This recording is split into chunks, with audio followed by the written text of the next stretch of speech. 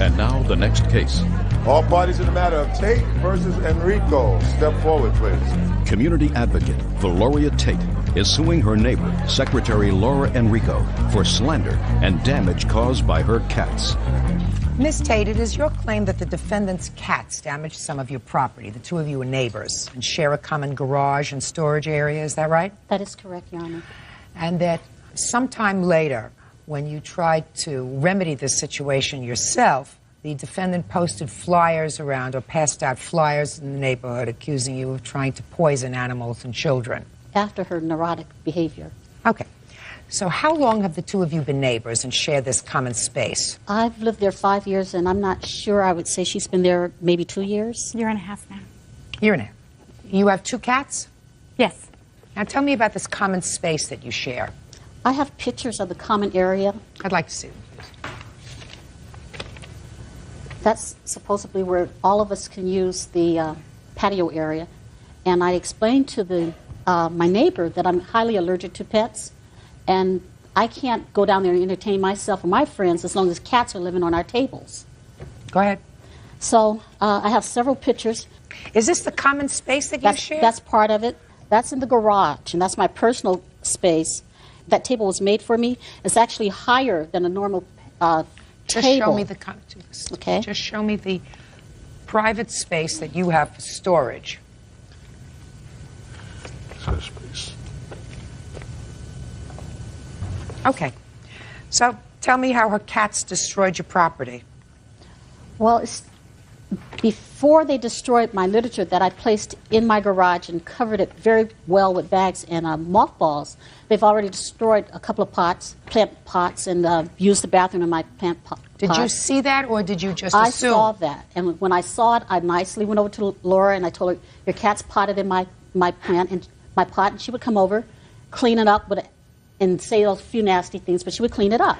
The second time I did that, she was a little more angrier, and she literally went down to the patio, to the common court area, and she turns around like this. "Some people don't want my cat to, but not poop."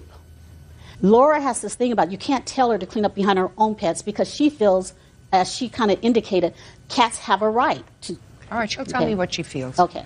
So therefore, I went to the management. They said they have approached her several times.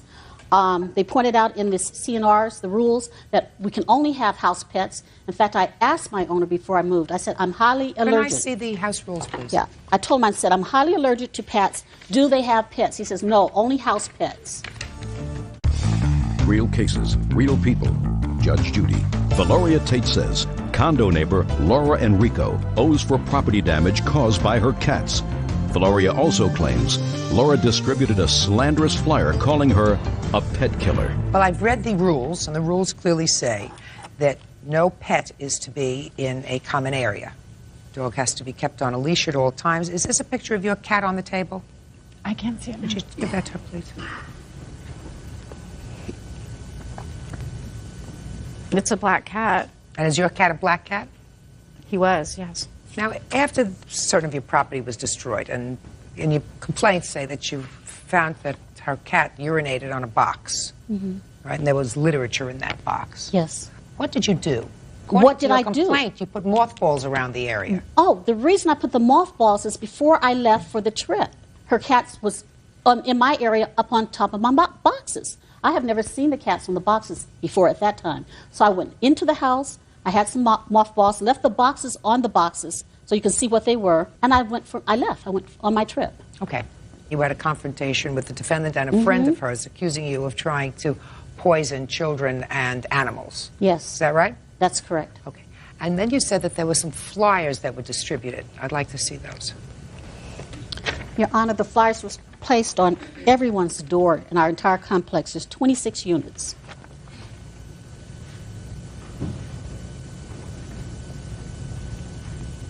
Did you place this around? Yes, I did, ma'am. You got some nerve.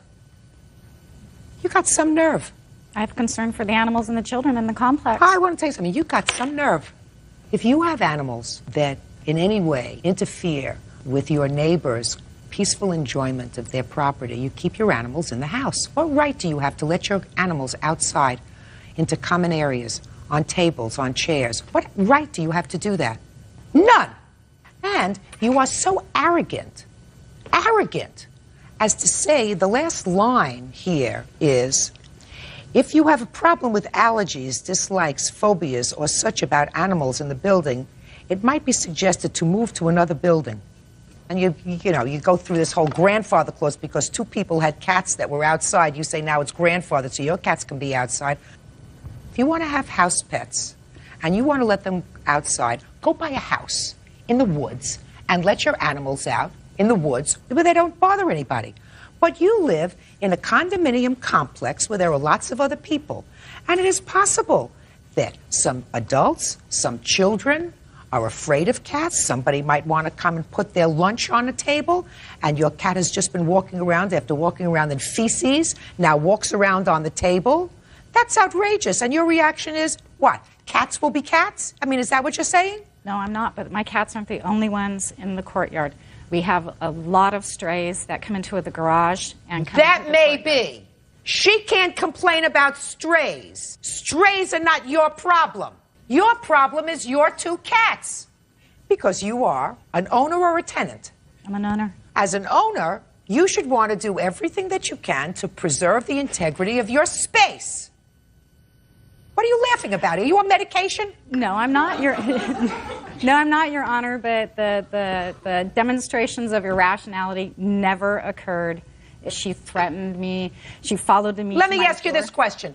Did you ever check with the management company to find out whether Miss Tate ever had any problems with prior tenants? No. You didn't? No. Did you ever have problems with prior tenants? No. I would say that you probably didn't. You keep your cats in your house because that's what the rules say. Specifically, rules that you gave and you signed for when you bought your condominium specifically said that only these two people, long gone, could have their cats out in the courtyard. You signed it. I assume when you signed it, you read it. Is that right? Yes, I did. So why didn't you abide by the rules you signed and read? Rules are your cats stay in your house. Yeah, right. And this is nasty. Don't like having my animals threatened to be killed.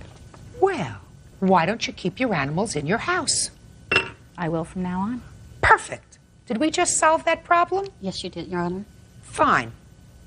She doesn't mention your name in this, does she? No. Now, it's very possible that other people knew what she was talking about, but she doesn't mention your name. May I share with you why she didn't have to?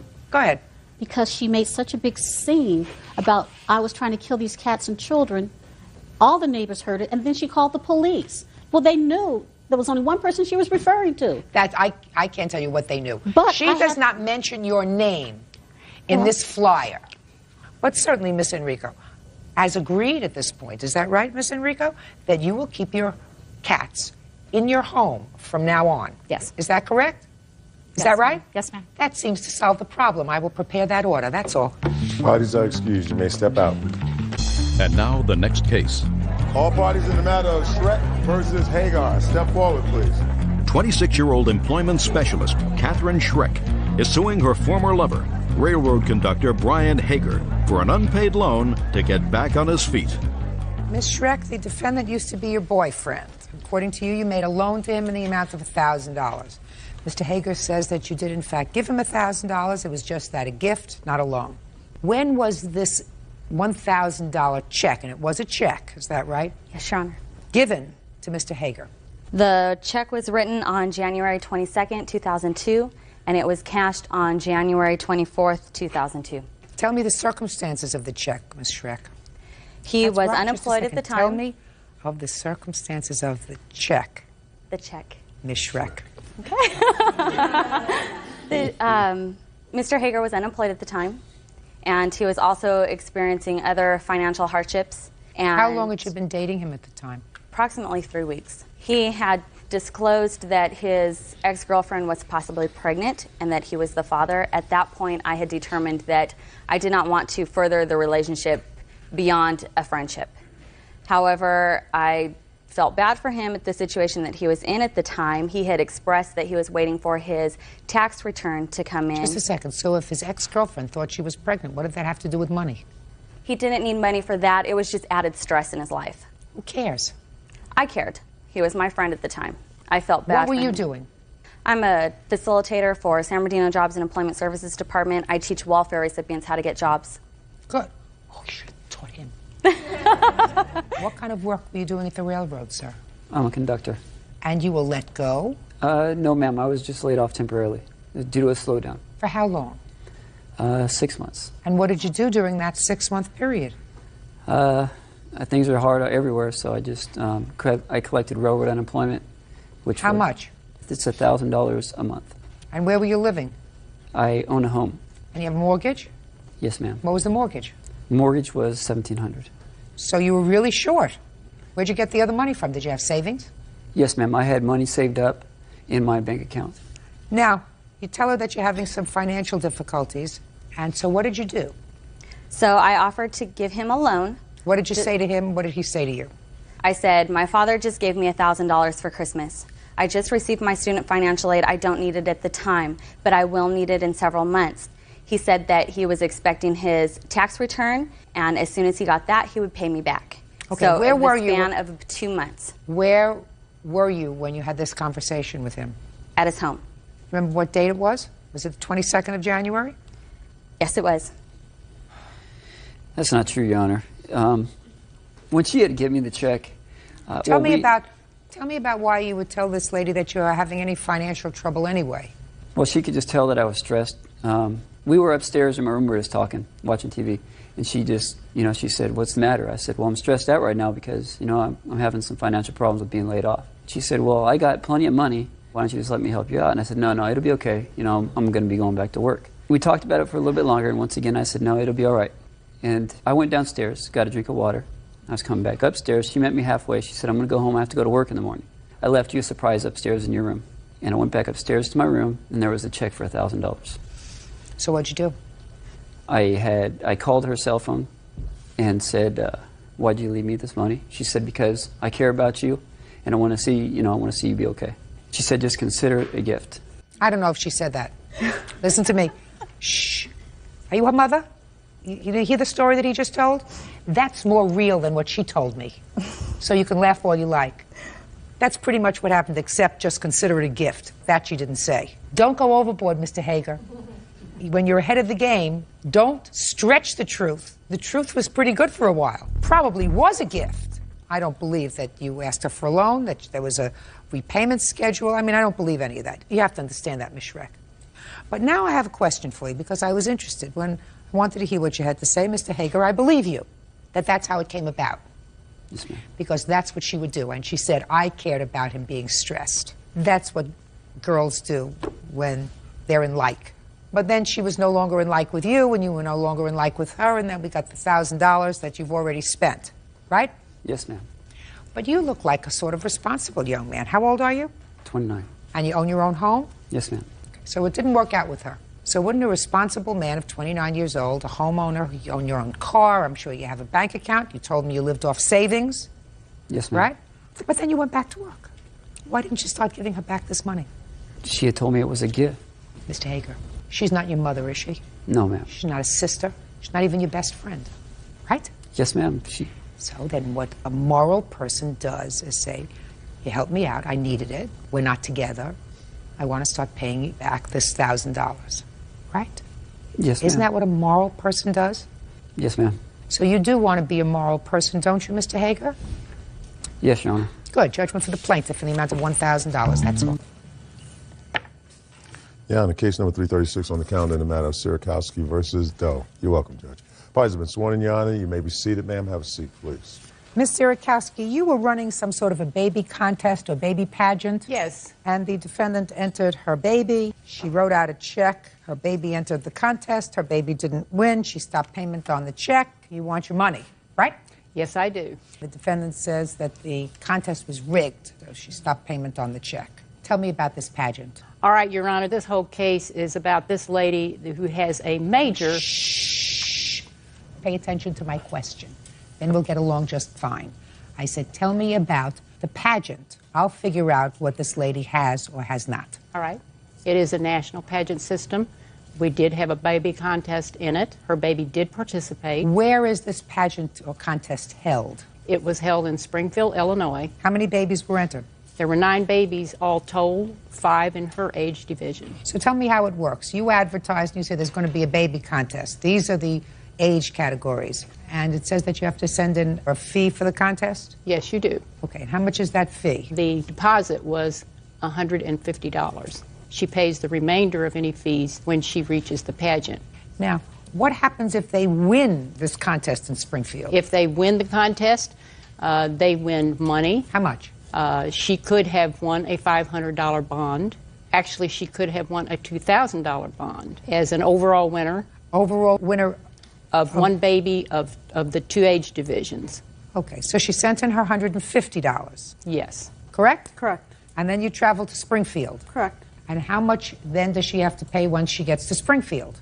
Depending on the events that she entered would decide how much more that she did owe. What do you mean? I thought she just entered one baby contest. There's several different categories. Like what? Photogenic, there is playwear, there is sleepwear, there are the prettiest, eyes, hair, fashion. And what do you win if you win the prettiest pajamas? You can win a plaque, a laser engraved plaque. A plaque? Yes. And each time she enters one of these little contests for the baby who looks nicest in their pajamas, there's an additional fee. Is that what you're telling me? There is a fee for each thing that you do, yes, ma'am. Sounds like a good business to me. And how many babies, for instance, entered in that contest if you have there the best looking baby in pajamas? They all entered. All 9 of them? Yes. And how much was the cost of each one of them entering that? Well, it was $35 per category for that. And how many of these little categories, eyes, pajamas, playwear, how many of those are there? There are 5 for the babies. And for that they get a plaque or a certificate if they win each one? They could get a trophy. Or a trophy. The people who win money, crowns, and banners, and the big trophies are the queens. I'm just talking about the things other than cash. So this is for you a business? Absolutely, it's a business. We're not talking about the baby who wins this contest gets to do some sort of a pilot for a movie.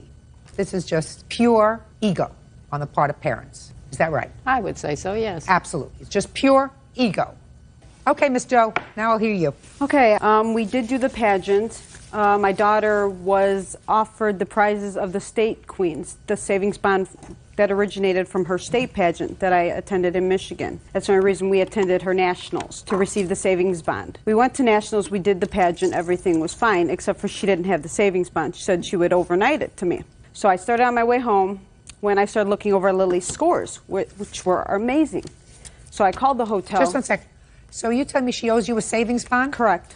Do you owe her a savings bond from a previous pageant? No, ma'am, I don't owe her a savings bond. She did receive the savings bond.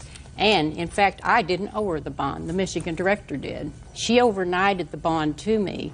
I told Miss Doe the day of the crowning it hadn't arrived yet, but it was coming, and I would send it to her. Did you send the bond? Yes, ma'am, I sent the bond. Well, I assume then you have the number of the bond, that you can trace it. Now, how much was the bond for? $100, Your Honor. It's a $100 bond. We're not talking about a lot of money. But if you didn't send the bond to her, and you were supposed to, that you have to do. Do you understand? Yes, I understand Good. that. Perfect. I don't want to see anything. This is the letter she received with the bond, and it tells about the bond. So if she didn't get the bond, why didn't she speak up? I got this letter, but I didn't get the bond with it? That's what she says. She's lying. That's what she Please read says. that. That's what she says. If she did not get the bond, she has to get the bond. All right, but let's go on with why you didn't pay the rest of these fees. I proceeded on my way home. I didn't check the scores. I just figured, okay, my daughter placed 4th. She's done that before. She's had her wins. She's had her losses. How many contests have you entered with them? Beauty pageants, I've done maybe about a dozen of them. Why? They have prizes up to $10,000 savings bonds. It's always worth a shot. But anyways, I started checking the scores on the way home. My daughter has amazing scores, 9.8, 9.9. For instance, sleepwear, she got 2 9.8s and a 9.9. Possible 30 points, she got, what would that be, 29.5. I've consulted with 2 other directors who said it's not physically possible 4 babies scored higher than a 29.5 out of 30 possible. Judges don't give straight 10s and straight 9.9s. I called her on the way home twice. Once she was in the pageant still, once I left a voicemail. She didn't return them. I contacted the state director who said to try contacting the parents. Maybe the parents will tell me the daughter's scores. That's not true. Well, Don't speak. I heard from 2 parents. listen to me. Okay. Don't give me hearsay. All right. Go ahead. Okay, I tried emailing her twice when I didn't receive the bond. Didn't get any results. So I filed a complaint with PayPal, the one I paid her through. They tried contacting her. She ignored them also and refunded my money because they couldn't reach her. They gave her 10 days to respond to the notice. Okay, and just one second. PayPal. What's PayPal? It's an online computer where you can pay them through your debit, credit. They didn't have anything to do with the bond. You told PayPal that you didn't receive merchandise. That would be the savings bond. You wasn't No, supposed is to that- receive just a any second. merchandise from me. Shh. Don't speak to her. Judge Judy continues in a moment. If you have nothing better to do with your time than to take her around to show off her beauty, then what you're telling them from a very early age is that they are judged by the way they look, which is a very stupid thing to do. And later today, James had made threats to us and That's to not our true, home. Robbie. I don't want to When hear everything you. turned violent, we had to have him escorted off the property twice. real cases, real people. Judge Judy. Child beauty pageant director Gladys Sierakowski says Victoria Doe owes for the entrance fee for her daughter. Victoria says she stopped payment because the pageant was rigged.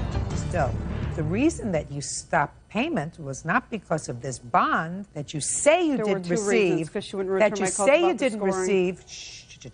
The problem was you thought your daughter should have won the contest. As a matter of fact, Not when you one talk, place somewhere higher. Yes, I do. Two other judges or directors agreed.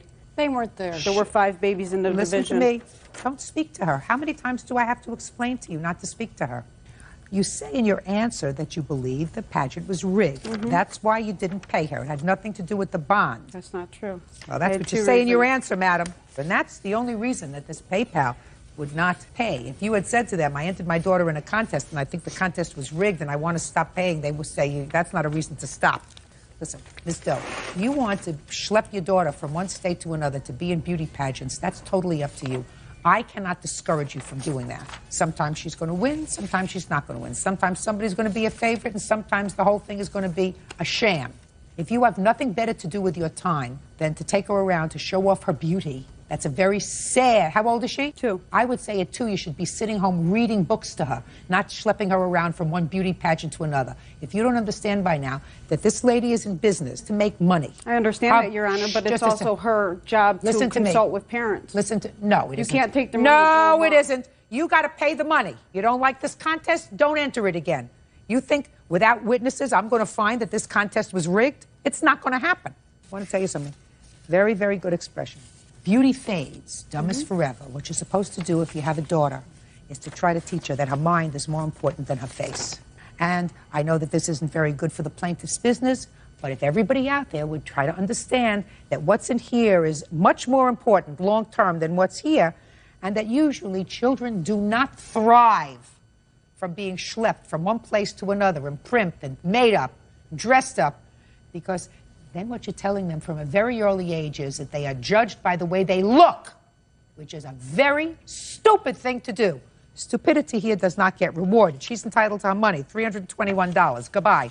Parties are excused. You may step out. I'm very happy to be getting the money back that's owed to me, If they weren't going to award my daughter properly, then I deserve the refund. but I'm not happy with the picture painted of pageants and my business. Everybody has their own opinions. She's got a big case of sour grapes.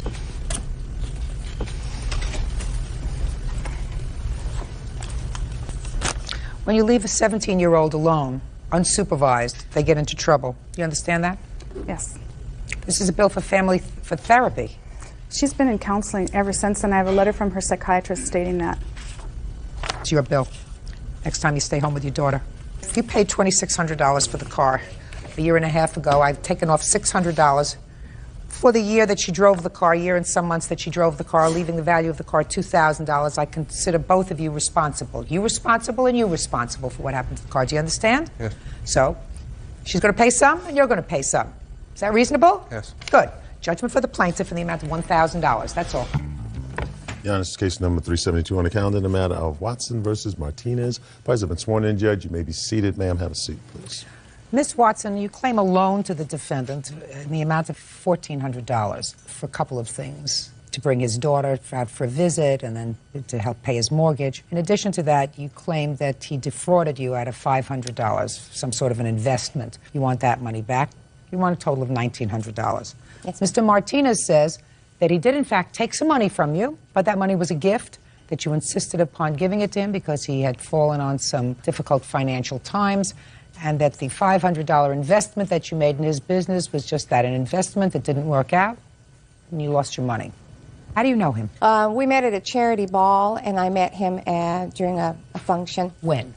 I believe December of 2000. When did you first give him money? July of 2001. What kind of relationship did you have with him between December of 2000 and July of 2001? We were involved very closely in that we were friends and intimately associated. You considered yourself his female friend? Yes. Mm-hmm. Okay.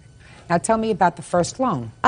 The largest loan was $1,000 because he was behind on a mortgage payment. Tell me about it. Well, I just felt sorry for him and went ahead and told him that he begged me for the money, and I told him... Tell me. Let's start from the beginning. He came to you, you were out for dinner, you were out someplace, he said to you, I'm behind in my mortgage. I want to know exactly how it came about. No, he had been telling me along that he had some money problems, and his girlfriend wasn't able to help him with his money problems, and that she was taking a lot of money. So he had a girlfriend?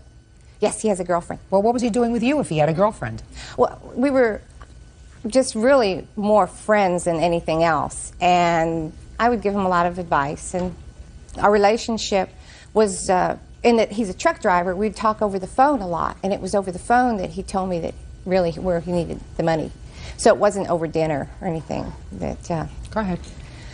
And so I did have the money wired or electronically transferred. No, I want you to tell me about it. Oh, about our relationship? No, about the $1,000, madam. The $1,000, I did go ahead and have it wired. I believe that you gave him $1,000. I want to know the circumstances surrounding you giving him the $1,000. Well, I loaned him the $1,000. That's what you say? Yes, ma'am. All right, since I'm not getting it from you, I'm going to go to Mr. Martinez. Mr. Martinez, she gave you $1,000. Tell me how that came about, sir. She wired it to my account. She took $1,000, gave it to me. I told her I needed some help with the bills, and You told her you needed help with the bills, and... I said I'm behind. She was away. I was by myself. So I needed some money. I didn't have no help. She offered to help. What did she say? She says if you need No, look at me. If you need some money, I have money, and if you need to borrow some or whatever, it's here for you if you need it. Good. And you said I need to borrow it. I need about $1,000 to pay my bills. So she sent you the money. So why didn't you pay it? Look here. At that time, I didn't have any money. It went on. That doesn't mean that it's not a loan, sir. That means that you didn't have the money then to pay her back. Didn't have the money to pay her back and couldn't pay her back. That doesn't mean it wasn't a loan. Well, if it was a loan, I would have had to sign some kind of receipt or some kind of paperwork saying that, hey, you know... You just told me you borrowed the money from her. You used that word. I asked her if I could borrow some money from her. Okay. Maybe I should have used a different word then. That's not... Maybe you should have, but that's the word that you used. Okay. I took the $1,000 from You her. borrowed it. Okay. And you didn't have money to pay her back. That doesn't mean you don't owe it to her. What's next? Well, Your Honor, the reason... Shh, I didn't ask. I said, what's next? $1,000 I have. Hello? Oh, no, Your Honor, I'm sorry. I thought you I think the reason he didn't have the $1,000... I don't care what the reason is. Yes, why he didn't have the $1,000. He owes you so far $1,000. Yes, ma'am. What's what next? Else? Well, there was $500 for the investment. I don't care about the investment. You were dumb enough to give him $500 for an investment. That's your problem. Let's go to the next thing. I think he didn't have the money because Michelle wasn't there to give it to him. Okay. Michelle was Are you in finished jail. with Are you finished with the $1,000? Yes, Is that ma'am. all he owes you, $1,000? No, ma'am. Then I want you to get to it. I didn't ask you anything else. All right. There's the $500 in the e-toys. Just a second. Miss Watson. Yes? You're not paying attention to me. I'm sorry. I told you, if you were dumb enough to give him invest in a business for $500 with him, and he didn't have enough money to pay his own rent, you don't get that money back. Yes, ma'am. You don't. Good. Now, so far, he has admitted, reluctantly, to owing you $1,000. Does he owe you any more money? Yes, ma'am, he does. But he is such You want to get to it! Yes, ma'am. What is it? What was it for? When did you give it to him? Before He is such a scoundrel that... That's it. I'm finished with you, Miss Watson.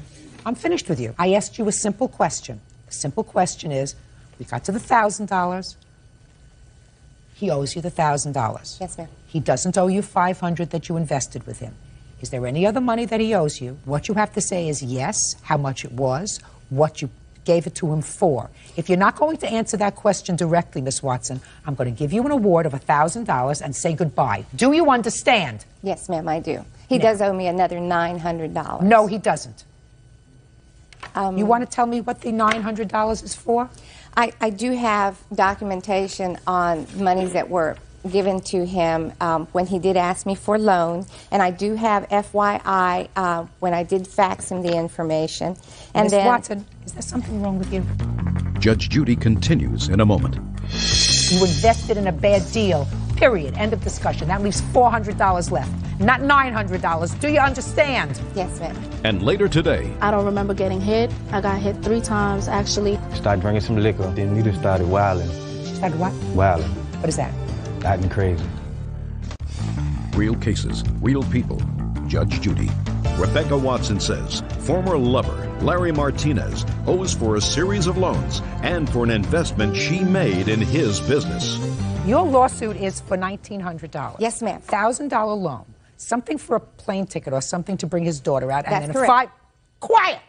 And then $500 that you say you invested with him. I've already told you I'm discounting the $500. He does not owe you the $500. You invested in a bad deal, period. End of discussion. That leaves $400 left, not $900. Do you understand? Yes, ma'am. Now, what was the other $400 for? The other $400 was in petty cash and plane ticket that he needed to... I'm not interested in petty cash. ...get his daughter I'm back not interested to New York. in petty cash. What was the plane ticket?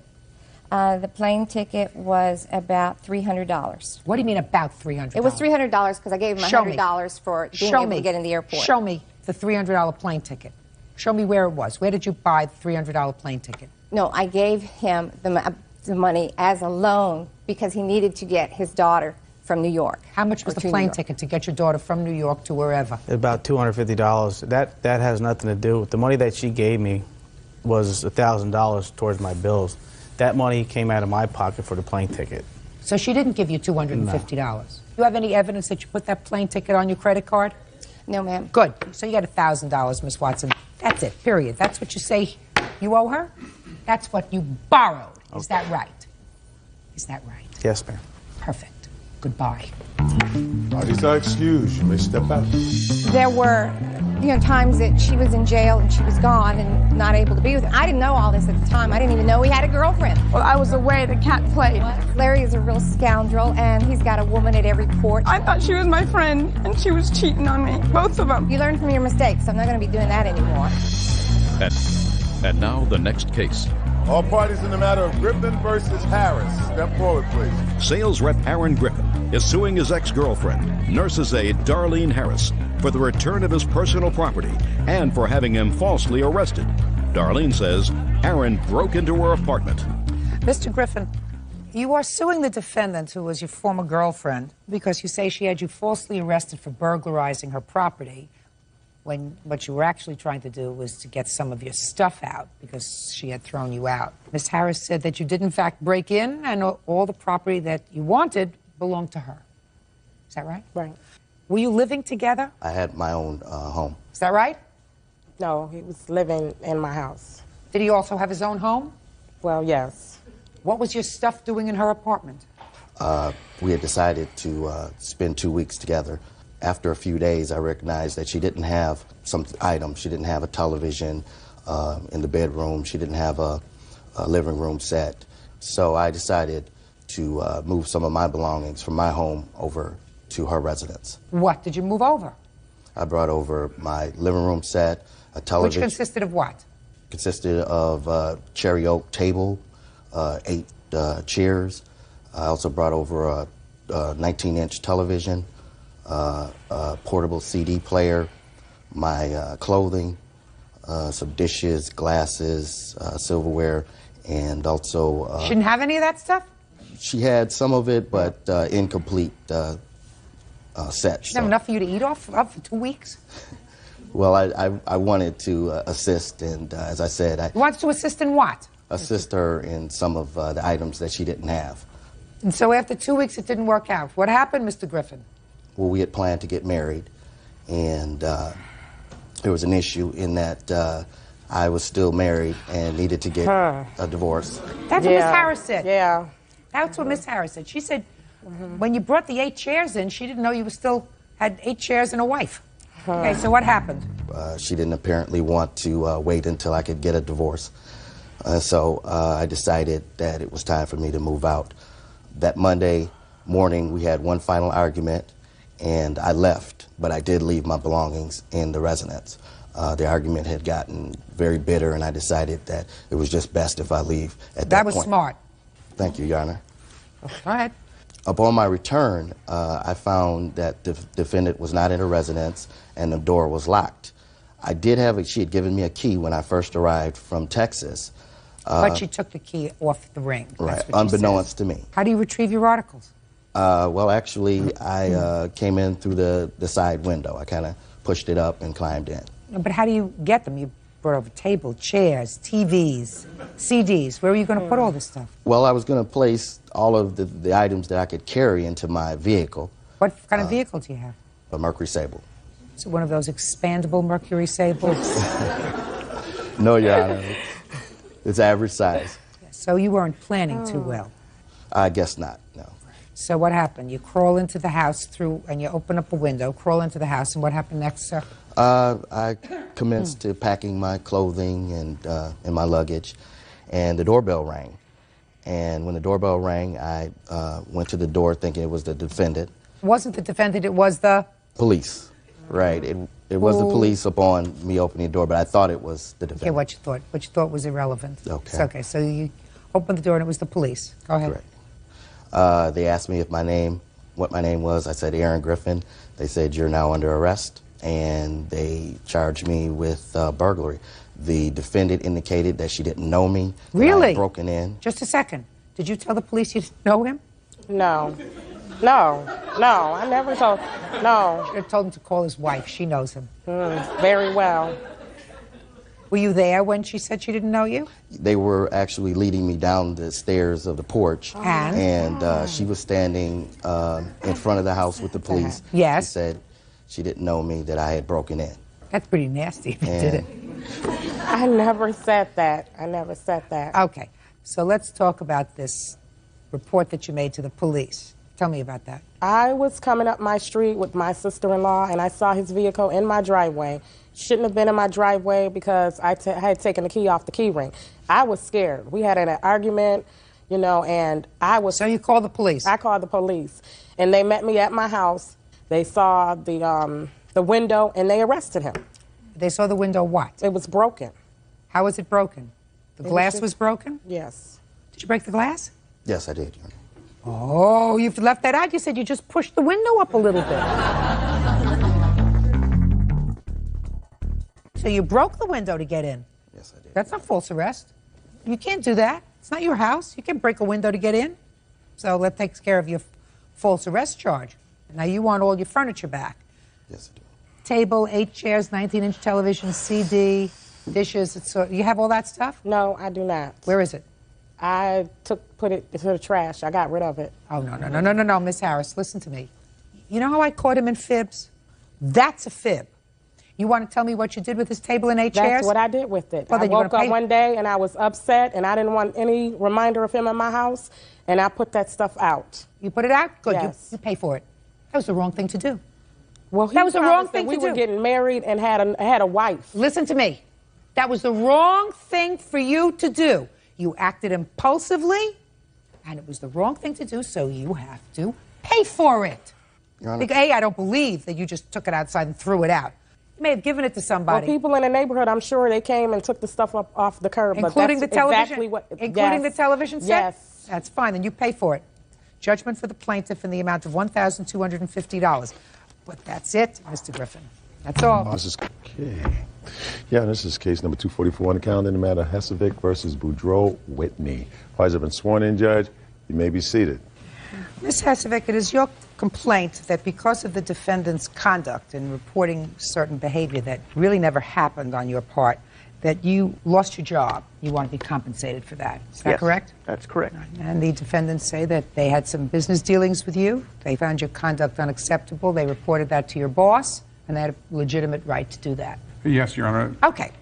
What kind of business were you in? I sold the gutter cover to keep debris out of gutters. And how long had you worked for them? About 4 or 5 months. How did you find the defendants, or they found you? They called in, I think, on a radio ad.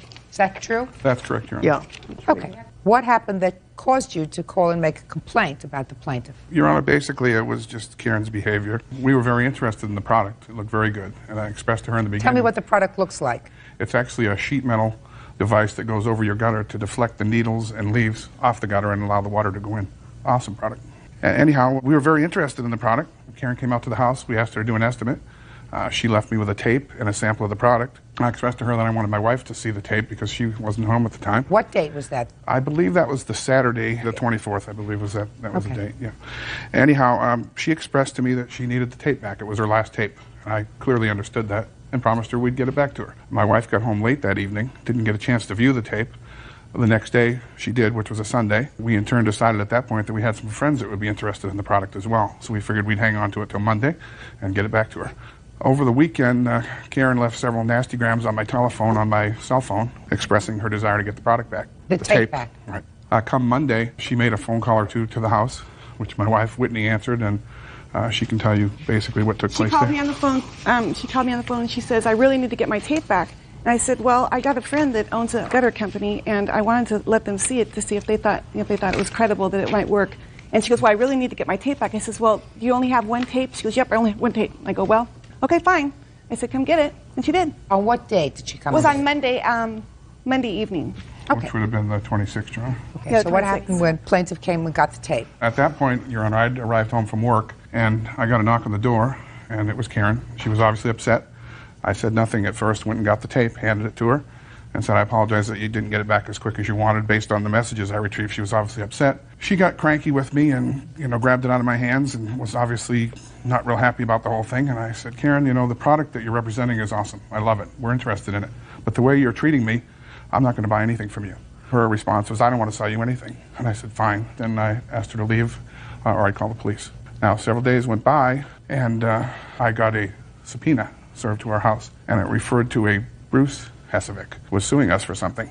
Now, I never met a Bruce. I haven't got a clue who Bruce was. So I was shocked. I didn't know what it was all about. In doing further research, I recognized the last name, which is on the back of her flyer, Hesevic, and then Karen. So What kind of subpoena did you get? I got a small claims subpoena that said my wife and I, who she never met, Your Honor, were being sued for loss of income, liable, malicious behavior, slander, and so on. May I see it, please? Sure. Plaintiff's employer? Yes, ma'am.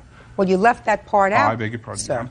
I did call the gutter people I spoke to, Mr. Steve, and I expressed my interest in this product. And I said a lady named Karen came to our house to show your product over the weekend, left us a tape. We wanted to view the tape for a longer period of time. She took it back, was very upset with me for keeping it.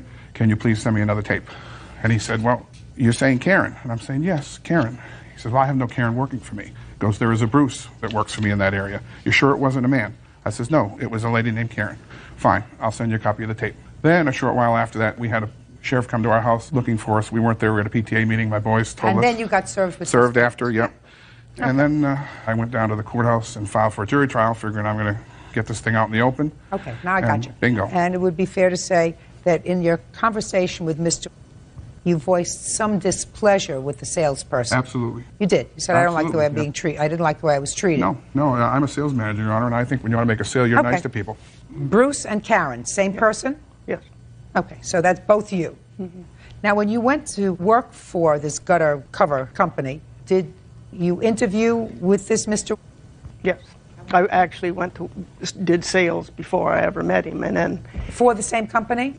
Yeah, I was working for the previous franchiser, and he came down after that. I sold several deals before that. When you interviewed and worked for them previously, you worked for them as Bruce. Right. To your knowledge, did this Mr. know that you were also Karen? We had talked about it. I called the office and said that there would be a person as Karen out there, and that my hair was long, and that people do see me as a woman. You intend to maintain that persona? Yes. My problem, Ms. Hesevic, is that you seem to ascribe some behavior to the defendants, which is actionable. Why do you believe that they do not have a right to call your employer and say, I'm dissatisfied with the kind of treatment that I got from your rep. I like the product. I'm interested in buying the product. And if your employer decides, for whatever reason, to let you go, why do you feel as if you have the right to sue the defendants? Because when I talked to Steve on Tuesday, he told me that the severity of their complaint against me was such that he had to believe that they were telling the truth. I told him they were not telling the truth. And then I told him exactly what happened. And as she said, she told me to come out and pick up the tape. On the phone call, she did not say that. She hung up on me. And I have copies of the phone call that was made to him. He said I made several threatening phone calls. You went out there to get the tape? Yes. No, I said What nasty grams. I didn't say phone call. Nasty grams? Yeah, on my cell phone. When you went out there to get the tape, tell me what happened. Well, I got out of my car. Their kids yelled from the top of the deck that the lady from the gutter is here. And I heard her yelling at her kids, I don't want to talk to her. Tell them to go down to the basement door and talk to the father. And so they came out and told me that. So I went around under the deck into the basement door that they have there. He opened the door part way and handed me the tape. And he said some remarks to me. And I said, well, you promised to have it back to me by 5 p.m. on Saturday. I said, you never called? He said, oh, yes, I did. But I was at home from 3 o'clock all the way till 10 o'clock at night. There wasn't one phone call. I have a message machine on my machine. There you go. That's why you didn't answer it. And sorry. No messages were even left. Nope. That's so? True. So, yeah. So? And, yeah, so he didn't call to say he wasn't going to meet me. He could have left a message machine on there. He knew that the So what did you say to him? He made some comments, and then I told him that I had to use that for sales, and that as he knew I had appointments on Monday morning, I didn't get the tape till 7 o'clock Monday night. And? So he says, well, you're losing more business. You forget the golden credo, yep. which is the customer's always right. Want me to deliver the damn tape? I'm sorry. The customer's always right. Because you had a real live customer there. You had a customer who was really interested in your product. $6 grand. Listen. I'm sorry. That's a hothead. Let me ask you this question. Why didn't you call Gutter and have them give you another tape? I had sent a memo up to them on Monday morning saying that I needed another tape. Why didn't you go there? Oh, they're out of Seattle, and I'm in Portland, Oregon. Oh, so they have to send it to you. Yeah. Why did you wait until you were down to your last tape? I only had one tape all the time. That sounds like a not very good policy. What happens if that's that tape? all the company gives. Well, that's kind of stupid. Right, yeah. You don't have a cause of action, Ms. Hesevic. He has an absolute right to call the company and say, I don't like her attitude. I don't like the way she spoke to me. I was interested in your product. I'm still interested in your product. He's not trying to put one over on these people. He's calling and saying, listen, your lady who you sent out here was rude. She took off. She doesn't want to do business with me. I'm still interested in doing business with your company. Send me another tape and send me another rep. And if by virtue of that statement, Mr. let you go as the rep for the company in your area, so be it. It may also have been that Mr., and I don't know, he's not here, was not happy about not knowing what gender person was going out. He thought it was one gender, and it turned out to be a different gender. That's possible, too. That coupled with what they said, listen, I don't need this aggravation. But they have a right to call. Yes. They have a right to make a complaint. That's what the First Amendment's all about. So your claim is dismissed. That's all. Parties are excused. You may step out. Basically what happened as a result of this individual not being honest. Some people can lie and get away with it. Honesty is the best policy. You know, she should have been honest and she wasn't. Dismissed. That's all. Case number 230 on the calendar in the matter of King versus Palmer. Parties have been sworn in. Judge, you may be seated. Sir, have a seat, please. Ms. King, you and the defendant lived together for a period of time. You claimed two things. First, that he damaged your home while he was in a rage, and second, that he caused some damage to your car when he put some stuff in the gas tank. Yes. How long were you a couple? It was about 2 months before we decided to move in together. And how long did you actually live together? About 2.5 months. Did you move into his house, or did he move into yours, or did you take a place together? We actually moved into a place together. So you moved in together, and what happened on the night in question, which was? November 21st. What year? Of last year, 2001. Okay, go ahead.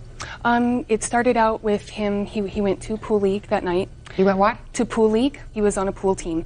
And he had come home a little later than usual. I was already in bed. And I got up and was asking him, you know, what had taken so long. Usually he came directly home. What time did he get home? It was probably around 12:30, 1 o'clock. And what time had he usually come home? Around 11. You didn't just ask him. Let's be honest. Oh, I was a little angry, but at the same time, we had a pretty open relationship as far as he had his life, I had my life. Okay, so you were angry? Yes, I was. Okay. And he got very defensive immediately. And he was sitting on the couch, and we were actually arguing back and forth. And he stood up really fast and grabbed the coffee table and threw it end over end, and it shattered everywhere. It was a mirror coffee table. And just completely went on a rage from there. He grabbed the leg from the coffee table, threw it through the TV. I immediately ran to the bedroom and tried to shut the door. He was right behind me. He slammed the door open so hard that the hook on the back of the door actually went into the wall. That's when it started to get physical. There was a knife about this long that was hanging on the wall next to our bedroom door, and he was threatening to pop the waterbed. And I was screaming, I can't afford that kind of damage, you know that. And he started pointing the knife at me. He stabbed it through the bedroom door. It went through the door into the wall. He threw the knife at me.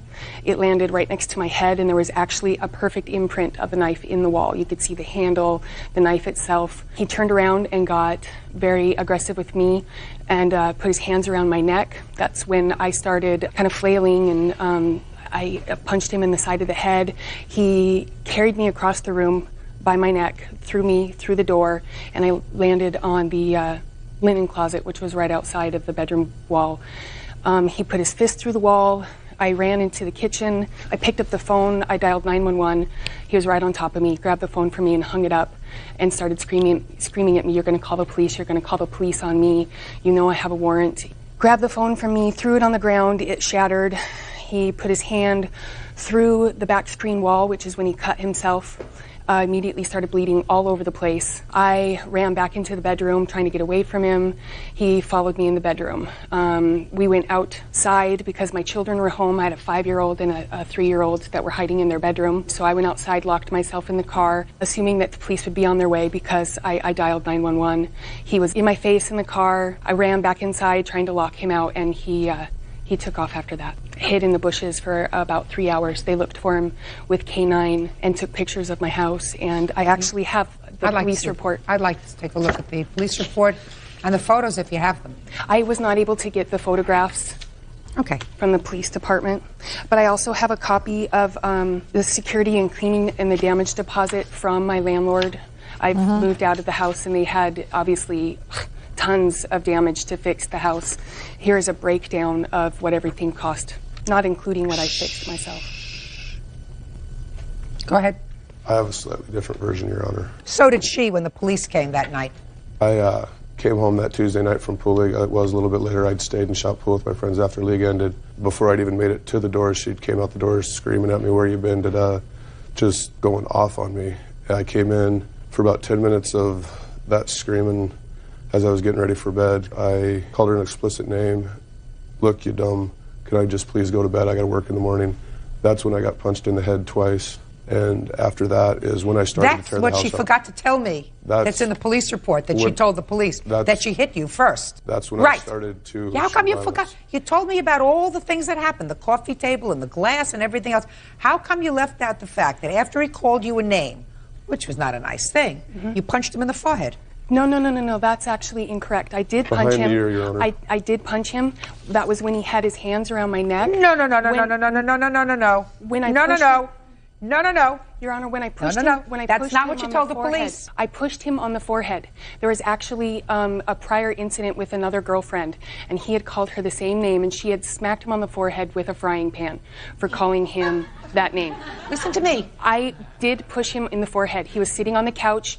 I forgot to, I don't remember a lot of things from that night simply because... Well, you remembered a lot of detail you told me before, but the one thing you didn't remember was that the first person to use any physical force was you. Yeah, but... The first person that put hands on was you. It was... And his reaction to putting hands on was to deal with furniture, not to deal with you. He threw over the furniture, he put his hand through a wall, he got angry. He also... Speak not. Okay. Go.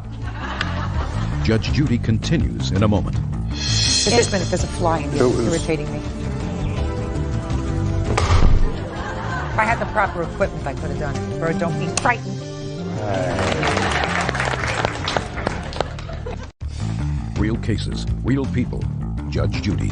Billy King says former live-in boyfriend Tim Palmer destroyed her apartment and then beat her up in a fit of rage. Tim says Billy started it by punching him in the forehead. Okay, go ahead.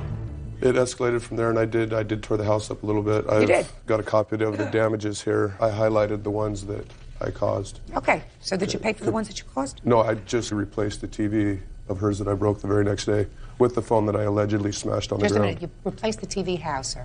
I took the broken one out and put one in there that worked. Who has that TV now? She does. Is that right? No. Just a minute, there's a fly in here. It's irritating me. Okay.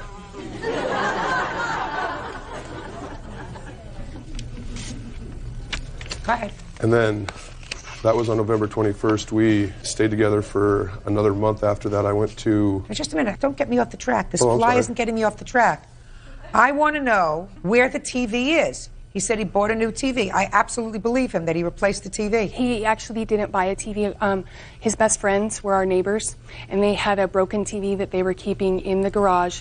Took 20 minutes for it to warm up, and they allowed me to borrow that TV. And when I offered to give it back, they told me to throw it away. I gave him $50 and a $100 cordless phone for that TV. It was not broken. You watched TV afterwards on a TV after this incident when you stayed together and tried to patch things up. Hold on a second. Yes. Good job. Go ahead.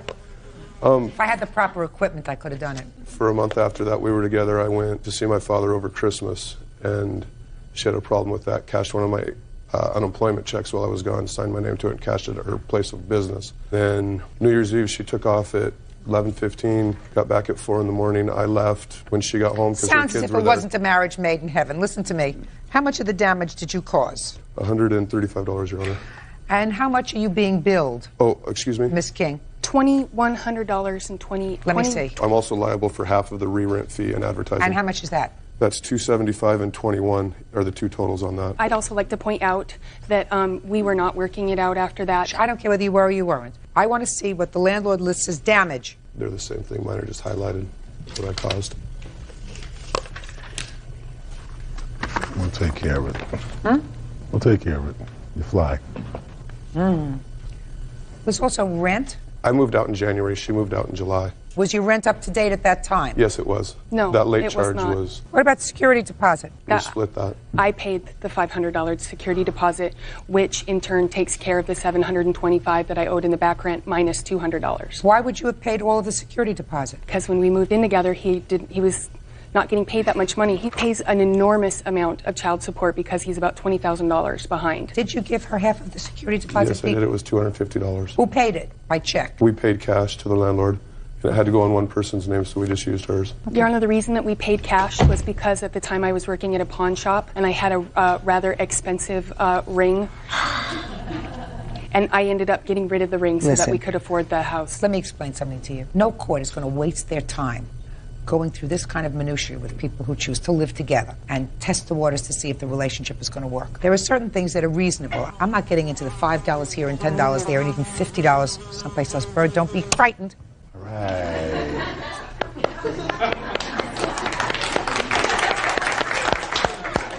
Thank you. I hope that wasn't an endangered fly. I doubt it. Well, there are those things out here in California. Gotta be careful. Your Honor, in any event, there is certain damage that he caused. There's no question that there's certain damage that he caused. Late fees were, I don't know about this. Re-rent fee is $275. Advertising fee is $21.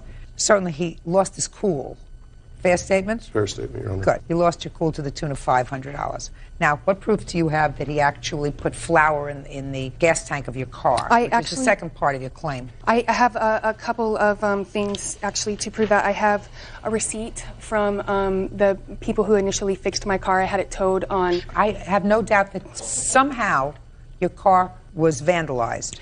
What proof do you have that the defendant did it? The night that it happened, it was January 12th. We had separated in November, and I had a date that night with my witness.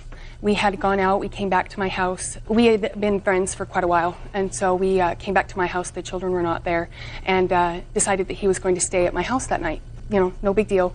Throughout the night, Mr. Palmer called a couple of times. I told him, you know, the same thing. I wasn't interested in seeing him or talking to him. He had already given me his house key. He did not have access to my house. He was not supposed to be there. He was actually waiting for me at the next door neighbor's house. He had explicit details of what we were doing in the living room because he was watching us through the window.